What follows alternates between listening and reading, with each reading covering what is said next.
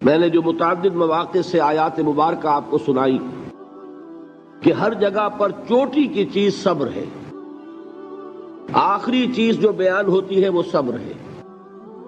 الذین اذا اصابتهم مصیبۃ قالوا انا للہ وانا الیہ راجعون۔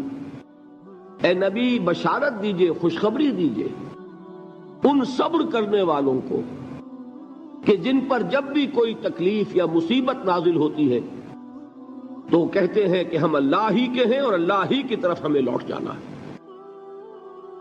صبر کا مفہوم ہے اپنے آپ کو تھامنا، روکنا، برداشت کرنا، تحمل کرنا، اور جو بھی اپنا ایک طے شدہ مقصد ہے کسی بھی مخالفت سے بددل ہوئے بغیر، کسی بھی تکلیف یا مصیبت سے ہراساں ہوئے بغیر اس کی طرف پیش قدمی کیے چلے جانا۔ ناگواری محسوس ہو رہی ہے لیکن اس ناگواری کو برداشت کرتے ہوئے انسان اللہ کے حکم کے اوپر جمع رہے، اللہ کے حکم پر عمل کرے۔ یہ کیا ہے؟ یہ صبر ہے۔ اگر یہ صبر نہیں ہے تو ظاہر بات ہے کہ انسان اللہ کے اس حکم پر عمل نہیں کر سکے گا۔ چنانچہ اب ذرا چشم تصور سے دیکھیے، حضرت مصعب بن عمیر رضی اللہ تعالی عنہ، وہ نوجوان 200 درہم کا جوڑا ان کا سل کر آتا تھا شام سے تیار ہو کر، لباس معطر ہوتا تھا، جدھر سے نکل گیا پوری گلی جو ہے وہ معطر ہو گئی، انگلیاں اٹھ رہی ہیں، وہ جا رہا ہے مصعب، یہ خوشبو اس کی ہے۔ اس مصعب کے ساتھ کیا سلوک کیا؟ باپ تو مر چکا تھا، ماں نے پالا تھا، دولت بہت چھوڑ کر گیا تھا باپ، لہذا ماں نے بڑے ناز و نام میں پالا، بڑے لاڈ پیار میں 200 درہم کا جوڑا تیار ہو رہا ہے۔ لیکن یہ کہ آپ کو معلوم ہے عرب کے اس معاشرے میں عورت کی کوئی حیثیت نہیں تھی، ماں کا اختیار نہیں تھا، چچا تھا سربراہ خاندان کا۔ چچا نے کہا مصعب اگر تم نے اپنے باپ کا دین چھوڑ دیا ہے تو باپ کی دولت پر بھی تمہارا کوئی حق نہیں ہے، نکل جاؤ گھر سے۔ اس نے یہ سوچا تھا کہ مصعب کے ہوش ٹھکانے آ جائیں گے، دن میں تارے نظر آ جائیں گے، ناز و نام میں پلا ہوا گھر سے نکل کے جائے گا کہاں؟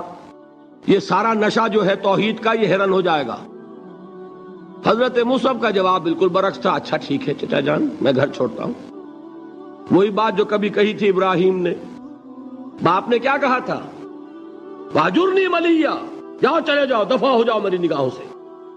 حضرت ابراہیم نے کیا جواب دیا تھا؟ سلام علیک ساستغفر لک ربی انہ کان بی حفیہ۔ اچھا ابا جان آپ کا حکم یہی ہے تو میں چلتا ہوں، آپ پر سلامتی ہو، میرا رب مجھ پر بڑا مہربان ہے، میں اس سے آپ کے لیے استغفار کروں گا، چل دیے۔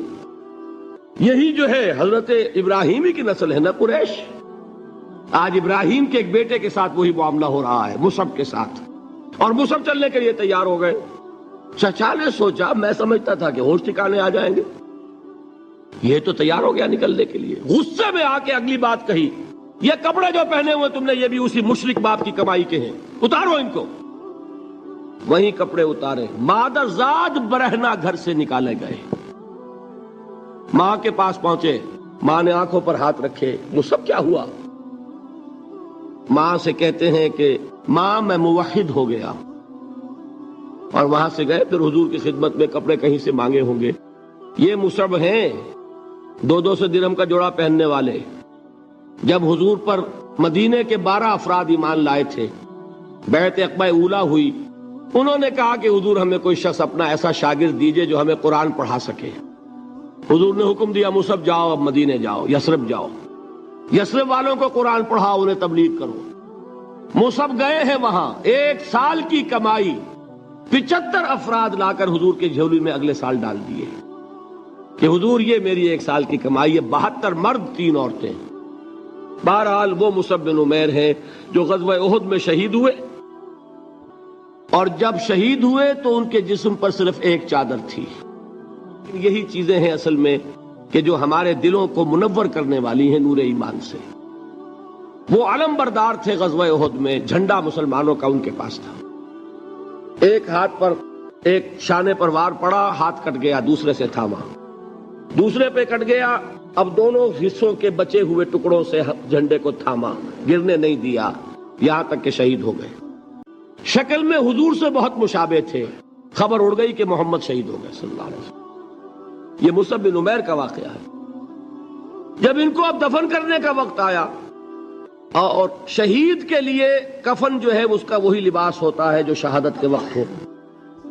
حضور کے سامنے ایک پرابلم پیش کیا گیا. حضور، مصعب کے جسم پر تو ایک چادر تھی، اور وہ چادر بھی اتنی چھوٹی ہے، یعنی 2 گز کی چادر بھی نہیں ہے.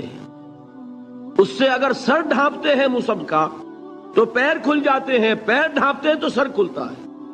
کیا کریں؟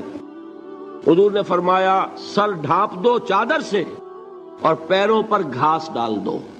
یہ آخری لباس ہے جو محمد کے اس دیوانے کو اس دنیا سے رخصت ہوتے ہوئے ملا ہے، جس کا 200 درہم کا جوڑا چلتا تھا.